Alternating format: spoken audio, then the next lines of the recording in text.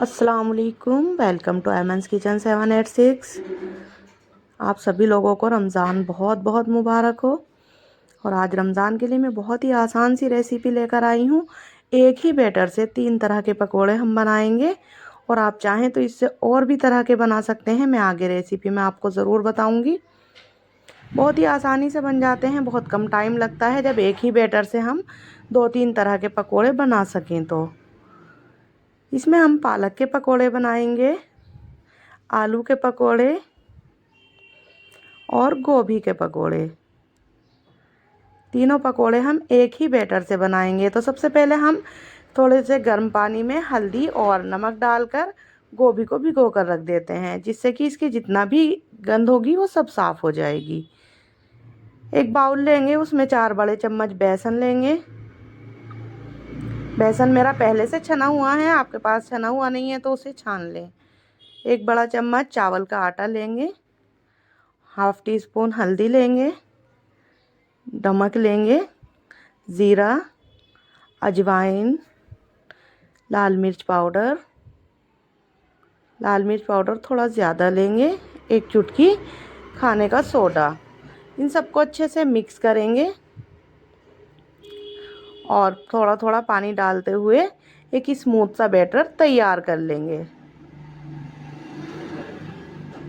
बिल्कुल lumps free हमें batter तैयार करना है। थोड़ा थोड़ा पानी डालते हुए बिल्कुल पोरिंग कंसिस्टेंसी में हमें बैटर चाहिए। देखिए बैटर हमारा रेडी हो चुका है। इसी कंसिस्टेंसी में हमें बैटर चाहिए। ज़्यादा थिक होगा तो पकोड़े अंदर से कच्चे रह जाते हैं। इसको ढककर एक साइड रख देते हैं। गोभी हमने हल्दी के पानी से निकाल कर अच्छे से वॉश कर ली है। इसको 4 पार्ट्स में कट कर लेते हैं। बड़े बड़े ही टुकड़े चाहिए अभी हमें गोभी के। आलू को भी हम स्लाइस में कट कर लेंगे। बहुत जल्दी से ये पकोड़े बनकर तैयार हो जाते हैं। इफ्तार टाइम के लिए बेस्ट रेसिपी है ये। एक ही टाइम में 3 तरह के पकोड़े बन जाते हैं और जल्दी से बन जाते हैं और देर तक क्रिस्पी बने रहते हैं। आप इसे ज़रूर ट्राई कीजिएगा। आलू को हम पानी में भिगो कर रख देते हैं, जिससे कि इनका रंग चेंज ना हो।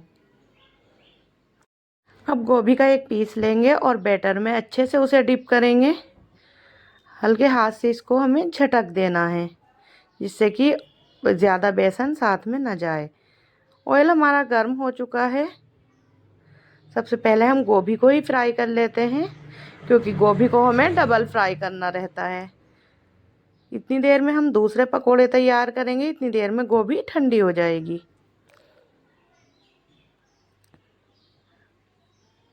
चारों पीसेज एक साथ हम इसमें फ्राई कर लेंगे।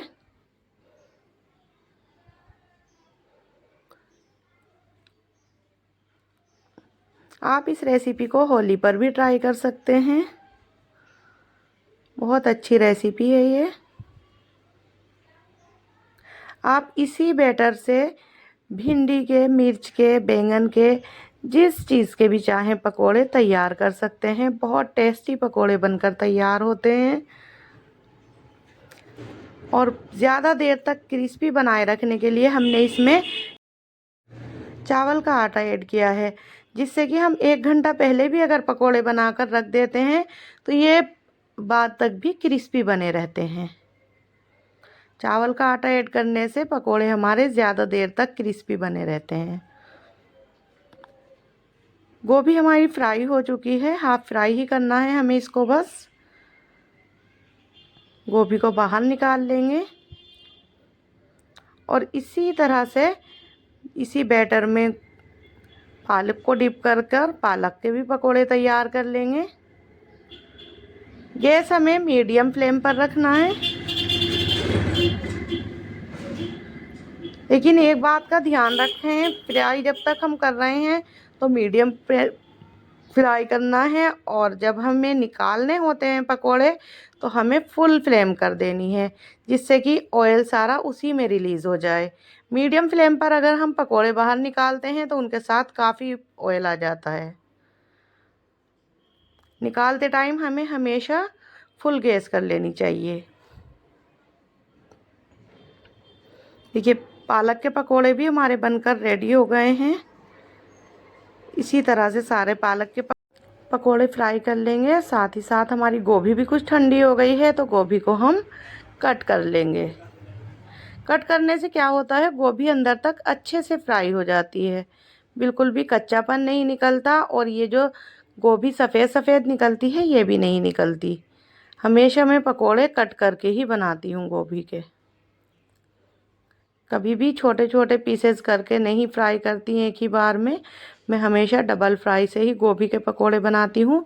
इससे टेस्ट भी बहुत अच्छा आता है और गोभी अंदर तक सिक जाती है। इसी तरह से आलू के पकोड़े भी हम तैयार कर लेंगे। गोभी को काटने के बाद भी हमें थोड़ी सी हवा लगानी होती है, तो इतनी देर में हमारी गोभी बिल्कुल रेडी हो जाएगी फ्राई करने के लिए।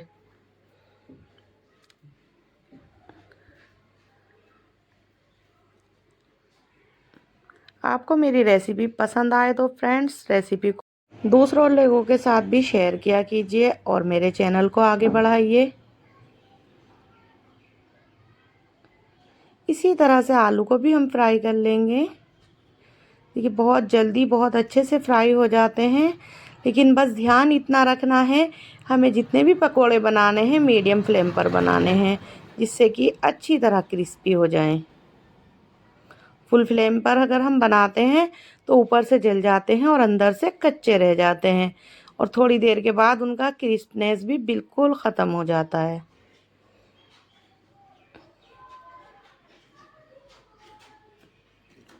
रमज़ान में इतना टाइम नहीं होता है जो हैंड टू हैंड पकोड़े बनाएं। कम से कम 10-20 मिनट पहले तो हमें बैठकर दुआ मांगनी रहती है, इसलिए हम जल्दी से पहले ही बनाकर रख लेते हैं और ये इफ्तार तक भी क्रिस्पी बने रहते हैं।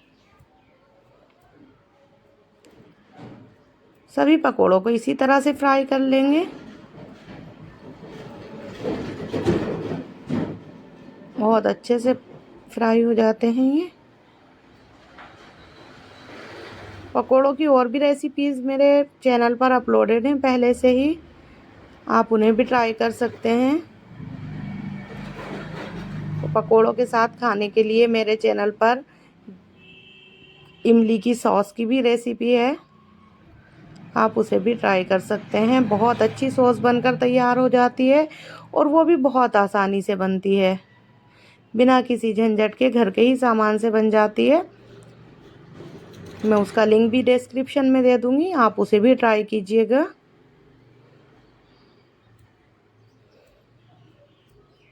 देखिए पकोड़े हमारे बनकर बिल्कुल तैयार हो चुके हैं, इनको हम बाहर निकाल लेंगे। बाहर जब निकालें अच्छे से इनका तेल वहीं पर झटक दें।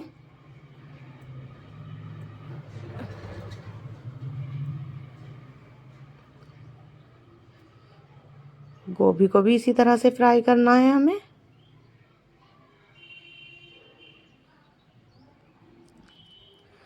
अब गोभी हमें पूरी एक साथ नहीं डालनी है, जितनी आप आए ऑयल में इतनी ही ऐड करेंगे।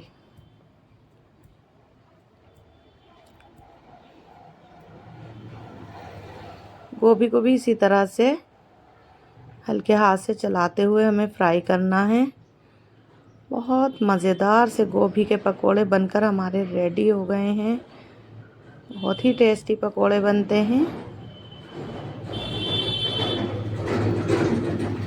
ये सभी पकोड़े बनकर हमारे रेडी हो गए हैं और बहुत ही जल्दी पकोड़े बन गए हैं।